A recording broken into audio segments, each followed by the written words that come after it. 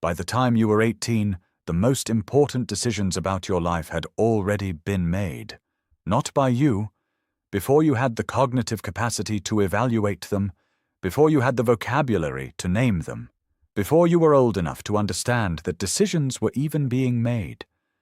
The neighborhood you grew up in, the school you attended, the emotional temperature of the household you came home to every day, the adults who were present and the adults who were not, the things that were said about you, to you, in front of you, before you had the tools to assess whether they were true.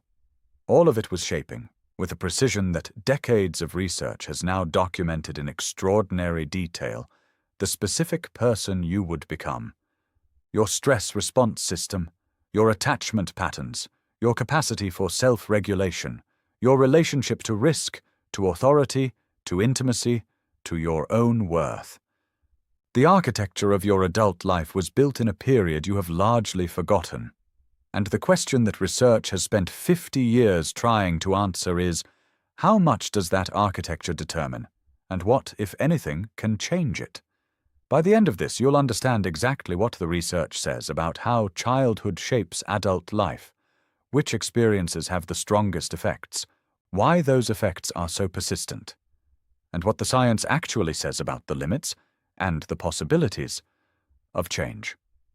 The largest study of childhood adversity and adult health outcomes ever conducted began in 1995 in San Diego, California. It was called the Adverse Childhood Experiences Study, the ACE study. It was conducted by physician Vincent Felitti at Kaiser Permanente and researcher Robert Ander at the Centers for Disease Control. And it was, at the time, not designed to study what it ended up revealing. Felitti had been running an obesity clinic. He noticed that a significant number of patients who lost weight in the program would subsequently drop out, often just as they were approaching the weights they had identified as their goals. When he investigated why, he found something unexpected. Many of the patients who dropped out had experienced significant childhood trauma, and the weight, in many cases, was serving a function: protection, insulation, a physical buffer between themselves and a world that had taught them, early, to be afraid of it. The obesity was not the primary problem. It was a solution to a problem that had been created much earlier. This observation led Felitti and Ander to design a study that would examine the relationship between childhood adversity and adult health outcomes more systematically. They surveyed over 17,000 patients, predominantly white, college-educated, middle-class adults, not a population typically associated with high rates of childhood trauma, on 10 categories of adverse childhood experience: physical abuse, emotional abuse, sexual abuse, physical neglect, emotional neglect, witnessing domestic violence, household substance abuse, household mental illness, parental separation or divorce, having a household member incarcerated. Each category present in a person's childhood counted as one ACE point. The results were more striking than anyone anticipated. 2/3 of the participants had at least one ACE, more than 1 in 5 had 3 or more, and the relationship between ACE scores and adult health outcomes was dose-dependent, meaning the more adverse childhood experiences, the worse the outcomes, across virtually every health dimension studied.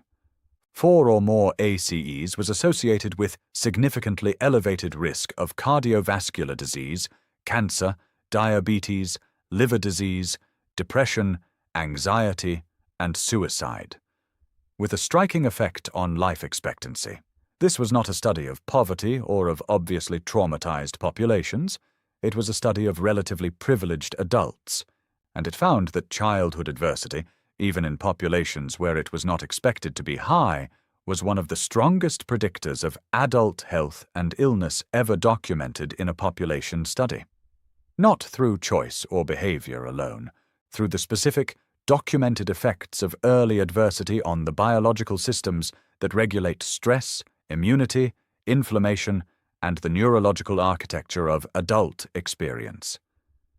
Here is the biological mechanism.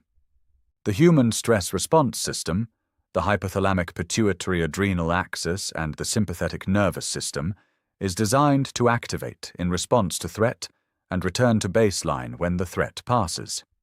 In the language of developmental pediatrician Jack Shonkoff at Harvard, there are 3 types of stress response activation. Positive stress response: brief, moderate activation in the context of a supportive relationship. The stress of a challenging test, a difficult conversation, a moment of genuine difficulty. Followed by recovery with the support of an available adult. This kind of stress activation is healthy. It builds the capacity for stress regulation. Tolerable stress response: more significant activation in response to genuine adversity, loss, illness, injury, but with the consistent support of a responsive adult who helps the child regulate, understand, and recover. Manageable because the relationship provides the co-regulation that the child's developing nervous system cannot yet provide for itself. And toxic stress response: severe, prolonged, or repeated activation in the absence of adequate adult support. Without the co-regulation that helps the developing system return to baseline, the stress response system becomes chronically activated.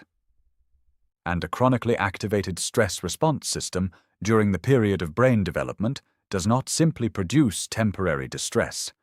It physically alters the developing brain. Elevated cortisol, sustained over extended periods in early development, produces measurable changes in the hippocampus, the brain's primary memory consolidation and stress regulation center. It produces changes in the prefrontal cortex, the region responsible for self-regulation, decision-making, and impulse control. It produces changes in the amygdala, the threat detection center whose calibration is particularly sensitive to early adversive experience. The architecture of stress regulation, attention, self-control, and emotional processing is laid down during a period of development when the brain is maximally plastic, maximally responsive to environmental input. And the environment during that period was shaping it, not arbitrarily, in direct response to the specific threat landscape it was being asked to navigate. Here is the finding that most changes the picture. The toxic stress response is not a malfunction. It is an adaptation. A child growing up in an environment characterized by unpredictability, threat, and the absence of reliable adult protection is not developing a broken stress response system. They are developing a stress response system calibrated to the environment they have experienced, one that is primed for vigilance, that responds rapidly and intensely to potential threat, that prioritizes short-term safety over long-term planning, that is suspicious of apparent safety because safety has been known to disappear. In the environment in which it was developed, this calibration is adaptive. It improves survival probability in a genuinely dangerous context. The problem occurs when that same calibration is carried into environments that are no longer dangerous. The adult who grew up in a household characterized by volatility and unpredictability brings the stress response system calibrated for that environment into adult relationships, adult workplaces, adult social situations. The hypervigilance that kept them safe in the original context produces anxiety in contexts where there is nothing threatening to be vigilant about. The rapid, intense stress response that was appropriate for genuine threat produces disproportionate reactions in situations that are merely challenging. The difficulty trusting safety, which was accurate information in the original environment, produces relationship difficulties in contexts where the safety is real. The child adapted brilliantly to the environment they had. The adult is now living in a different environment with a nervous system still calibrated for the old one. This is the most fundamental insight of developmental trauma research. Not that early adversity damages people, that it shapes them to fit the environment they experienced. And the fit, when the environment changes, can become a source of difficulty that follows them into every room they enter for the rest of their lives. Here is the specific research on one of the most consequential of these calibrations: self-regulation. The capacity to manage impulses, delay gratification, maintain attention, and regulate emotional responses the suite of capacities most reliably associated with positive adult outcomes across health, economic, and social dimensions. Walter Mischel's famous marshmallow experiment, conducted at Stanford in the 1960s and 1970s, gave young children a marshmallow and told them that if they could wait 15 minutes without eating it, they would receive 2 marshmallows. The experiment became famous because the children who were able to wait, who showed better self-regulation at age 4, showed significantly better outcomes decades later. Higher academic achievement, better physical health, higher income, more stable relationships, self-regulation in early childhood predicted adult outcomes with remarkable consistency. But subsequent research on the marshmallow experiment has added a crucial dimension that the original study did not examine. A 2018 replication by Tyler Watts and colleagues found that when socioeconomic background and early home environment were controlled for, the predictive power of the marshmallow weight substantially decreased. The children who could wait were not simply more self-regulated. They were also more likely to have grown up in environments where adults could be trusted, where if an adult said there would be 2 marshmallows, there would be 2 marshmallows. The waiting was rational. The environment had taught them that waiting was worth it. Children who had grown up in less reliable environments, where promises were broken, where resources were unpredictable, where the 2 marshmallows might not materialize, were not less capable of self-regulation in any neurological sense. They were making an accurate assessment of the reliability of the world they lived in. Eating the marshmallow now was the rational response to an environment where waiting carried real risk. Self-regulation is not simply a trait that children either have or do not have. It is a behavior whose expression depends, in part, on the child's model of whether the environment is reliable enough to justify the cost of waiting. That model was built from experience, and the experience had taken place before the experiment began. Here is the finding that most directly addresses the question the ACE research raises. If childhood shapes adult life in these profound and persistent ways, if the architecture was built before we had agency over our environment, what can actually change it? The answer the research gives is not entirely hopeless, but it is not simple either. The neuroplasticity that made the brain so responsive to early experience does not disappear in adulthood. It diminishes. It requires more sustained and more targeted input to produce equivalent change, but it remains. Jack Shonkoff and his colleagues at Harvard Center on the Developing Child have synthesized the research on what actually produces change in adults with histories of childhood adversity. The answer is consistent across many different lines of evidence. Relationships, specifically, sustained, consistent, emotionally regulated relationships with people who model and provide the co-regulation that the original developmental environment did not. Therapy produces change in this population primarily through the relational mechanism, not through insight or cognitive restructuring alone, but through the repeated experience of a regulated, responsive other in the context of genuine difficulty. The nervous system that learned to distrust safety learns something different when safety is provided repeatedly and consistently over time. Not instantly, not without significant effortful processing of what the early experience established, but genuinely. The research is clear on this. What the research is equally clear on is that the change requires time proportional to the duration of the original experience. A childhood's worth of calibration is not revised in a few months. The brain that was shaped over years requires years of consistent counter-experience to revise the patterns most deeply established. This is not pessimism. It is accurate information about what the work requires, and accurate information, held honestly, is the only foundation on which realistic change can be built. By the time you were 18, the most important decisions about your life had already been made. That's where we started. And now you know what that means, and what it does not mean. The architecture that was built in childhood is real. Its effects are documented in your biology, your stress response system, your capacity for self-regulation, your relationship to safety and trust, and your own worth. Those effects are not your fault. They were built in a period before you had the capacity to build differently, and they are not your destiny. The neuroplasticity that allowed the original environment to shape the brain this deeply is the same neuroplasticity that allows new experiences to reshape it. Differently, more slowly, with more effort, with specific requirements for the kind of sustained relational experience that the original environment did not provide. But genuinely, the ACE study did not produce its findings to predict people's futures. It produced them to explain the present, and to make visible the invisible line between what happened in childhood and what is happening in the body and the behavior of adults now.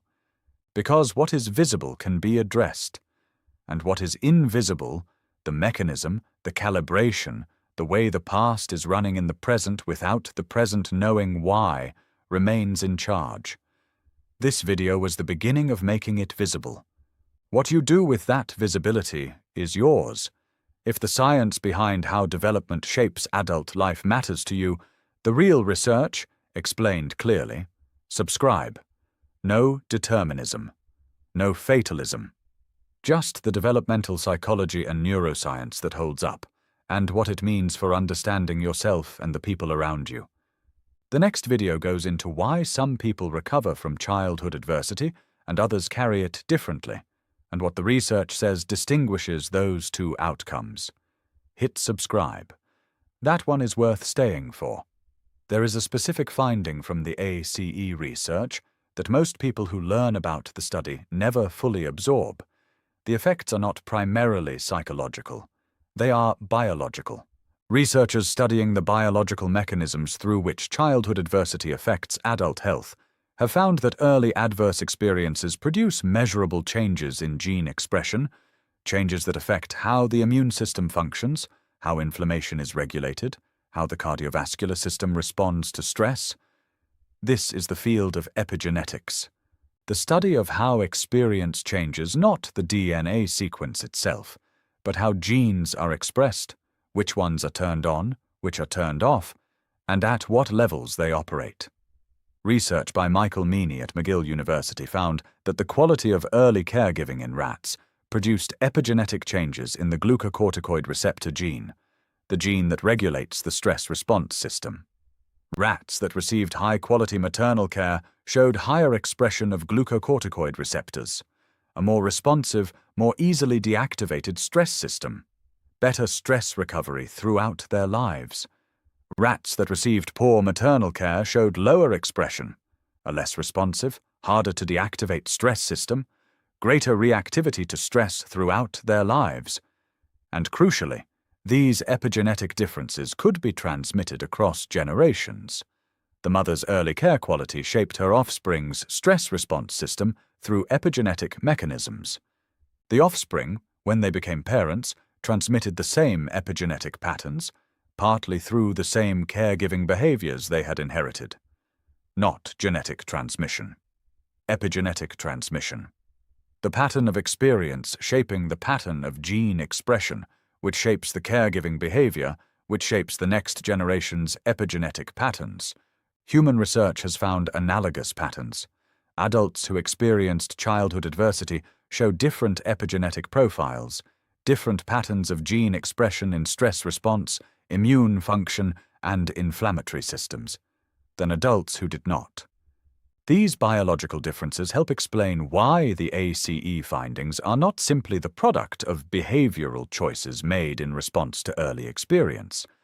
They are the product of biological systems that were shaped by early experience and that continue to operate according to that shaping choice in every cell of the body, at every moment of adult life. The childhood does not just live in the memory or in the behavior, it lives in the biology.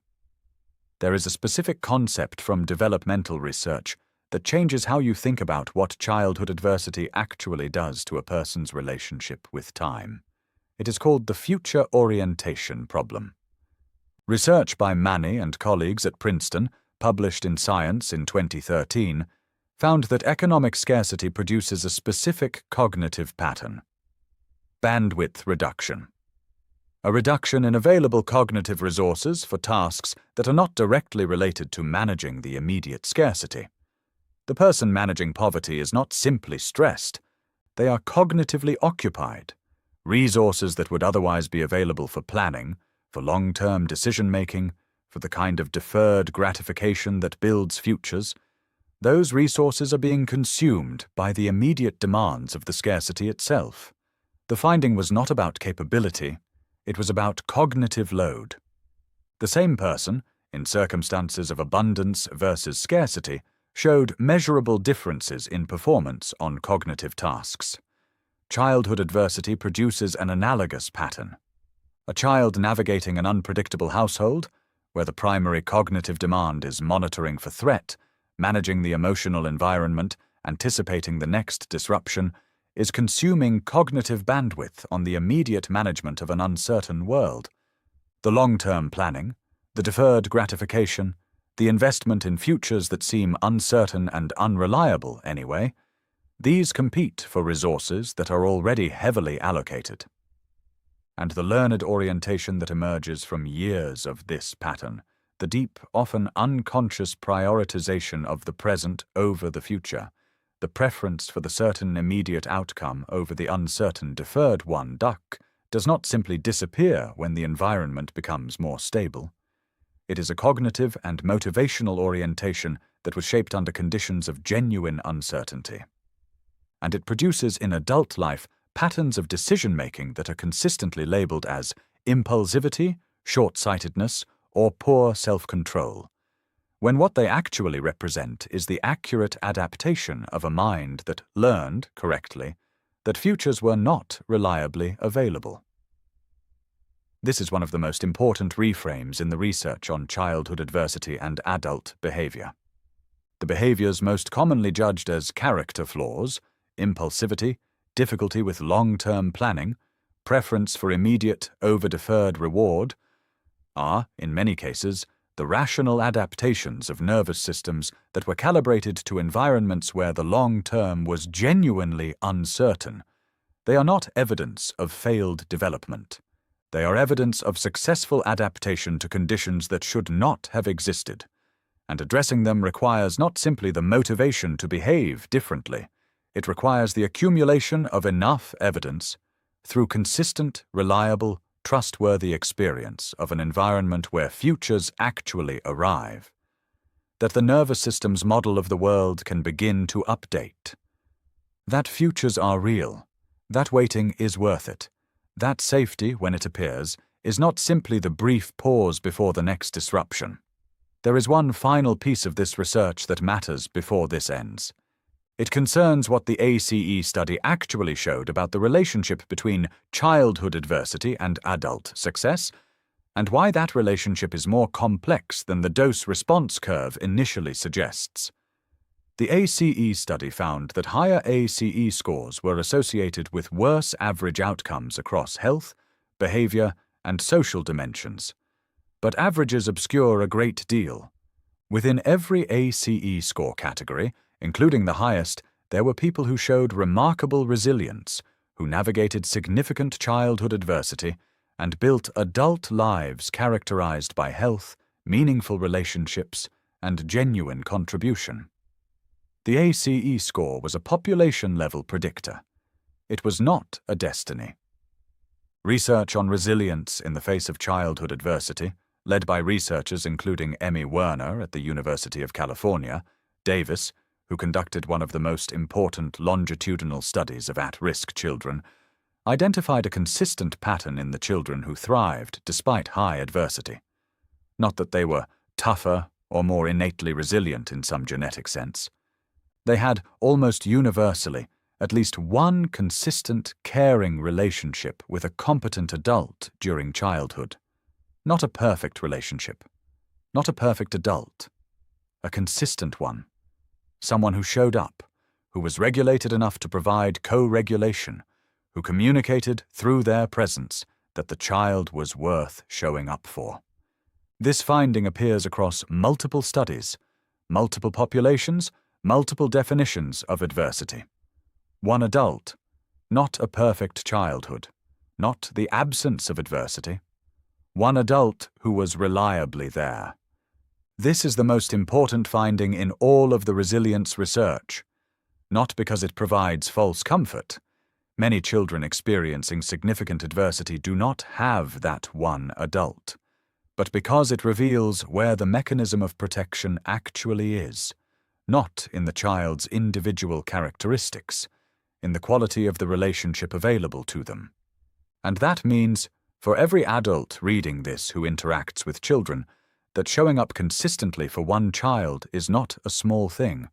It is potentially the entire difference between a nervous system calibrated for danger and one that learned, somewhere in those early years, that safety was real, that someone was reliably there, that the future was worth waiting for.